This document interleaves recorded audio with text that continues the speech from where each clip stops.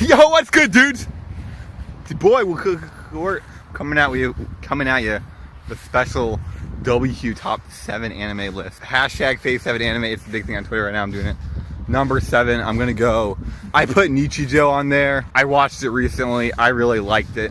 I liked Mia's character a lot. I knew I would. I liked Yuko's character a lot, and honestly, I didn't think I would. But I liked her character a lot still, which I think that's great. I think it's a sign of a good anime. I think that the jokes were spot on. The art was fantastic. Great anime. Number 6, I put Big O. If you guys have seen the Big O, it's pretty good. Honestly, I couldn't even find a sub of it. It's pretty underground. It used to air on Toonami. It's pretty sick. If you like getting your dick sucked, if you like, old 90s, 80s style cartoon theme in an anime package, you'll like it a lot. It's very similar to Batman. Number 5, I put it as Naruto. I'm gonna actually put it as Bleach. I wasn't originally gonna put Bleach in my top 7 because, and I know this might surprise some people, the thing is, I like the Bleach manga a lot. I think the manga is really good. I think the anime was good. It wasn't a game changer for me. It didn't change the rules or anything. I watched Bleach after Naruto, and that's why I'm going to put Bleach at number 5. Number 4, I'm going to put it as Naruto. Why? I thought Naruto was insane. I thought it was incredible. It changed the genre. It changed the game. Look at in the part 1. I mean, fuck Shippuden. Part 1 though was legendary, and the build up to the fight at the end between Naruto and Sasuke, incredible build, incredible battle. Yeah, there's a lot of fillers. Just skip the fillers, whatever. Like, in my opinion, just skip the fucking fillers. So that's gonna be my number 4. Number 3, and I thought about this a lot. I'm gonna put number 3 as Castle in the Sky, the movie, the Ghibli film. And you might be saying, hey, why have a film in an anime list? That's not really anime.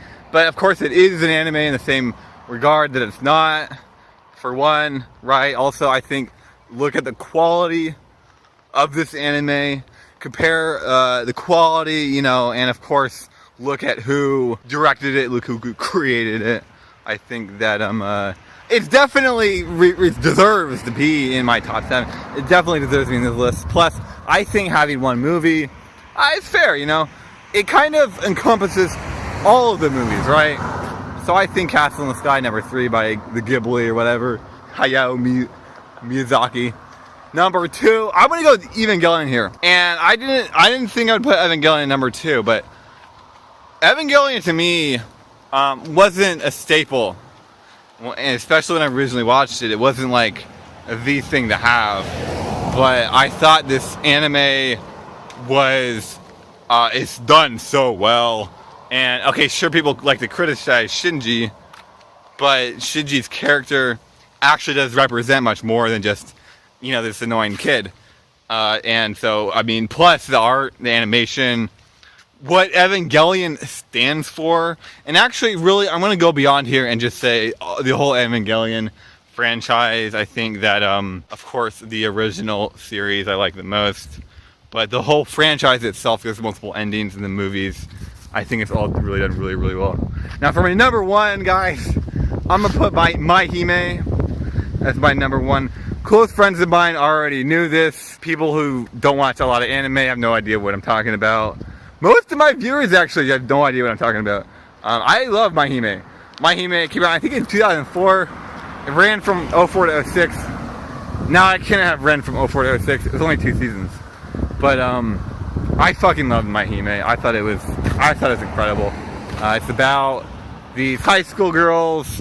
They go to this mysterious school, and then they get these like power-ups, and they're basically like I don't know, fucking like Yu-Gi-Oh cards or something. Like Blue Eyes White Dragon and shit. Here's the thing about My Hime that I like so much.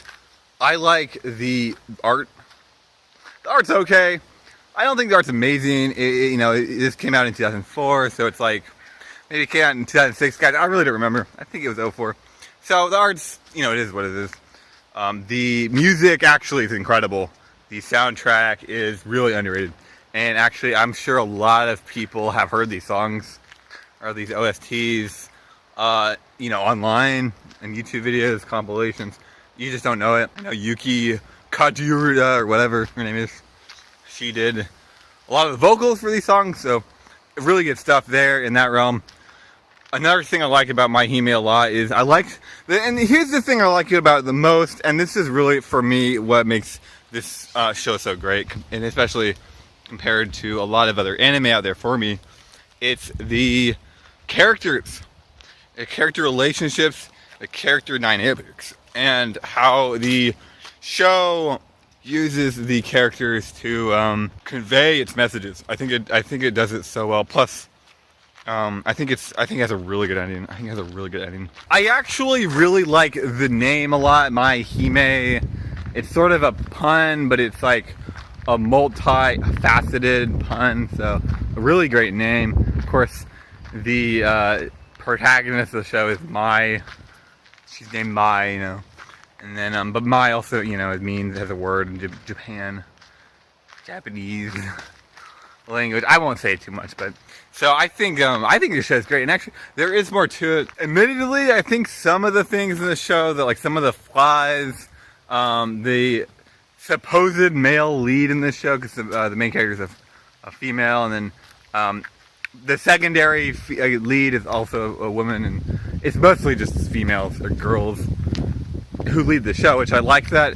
The only male character, the main male character, is completely like void of any relevancy. I mean, this guy fucking sucks, and they like try to make him relevant, but his character just sucks so much, and eventually they just say, hey, fuck it, let's just write him out of the plot.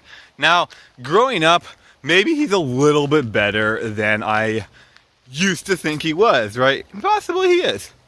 But I still, like, his character itself is just not written well. So, I mean, at the end of the day, like, whatever. I think that awful characters can be likable. So, I will say that. And actually, I don't like him. But thinking about it, maybe I should. But Mai herself, I think, is a great character. She's really strong. She's independent. She thinks for herself. And, you know, she's, I think, 15 or 16. The same age of every fucking anime protagonist. And she goes through, you know, the trials and tribulations of, you know, teenagerhood or whatever. And more importantly than teenagerhood, I think it's more about coming to terms with what we want to do in life and what we want in life, right? And that's why I don't think it's exactly just teenagerhood, but of course, your teenager years are like, it's the best, you know, of sales, right? And so what they do is they use the action scenes, they use other characters in the show as a tool to convey her emotions. And they do it so well. I give them so much credit for this, and I think this show is so underrated. I actually don't think it's underrated, because I think most people who watch it really do like it, or at least don't dislike it. Maybe they do. I'm not certain about that, but I think it's underrated in the grand scheme of things. It's not recognized as much as other shows. Now, there is quite a bit of fan service, because ecchi was really popular back then, or like this specific brand of ecchi, yuri ecchi anime was like really hot back then. But I don't really, I mean, you know, now that I'm older and I'm not like a horny 15-year-old, I don't really care as much. I don't really think it detracts too much. A few of the episodes are pretty irrelevant, in my opinion. Like, there's one where they do some like cake thing, and it's just fucking like, what the fuck, dude? But the last 3 minutes of the episode at least are relevant, and I think they were just stretching for time, because there's no manga, or there is a manga, but it's wildly different from the anime. And the manga is terrible. So they basically took the manga and they were like, let's just make up something completely new that's interesting. And it actually worked. It actually came out really good. I'm really critical of seasonal anime, and I think this is a case of seasonal anime that did well. Anyway, guys, that's my top 7, my fave 7. I have fave 7 anime. There were some I was missing, because I kind of just made this list on the fly. I missed like Kill la Kill. I really like Kill la Kill. That wasn't on there. Maybe in a different universe. I actually really like Kill la Kill. I think that probably should have been on there, but I mean, where do you put it on there?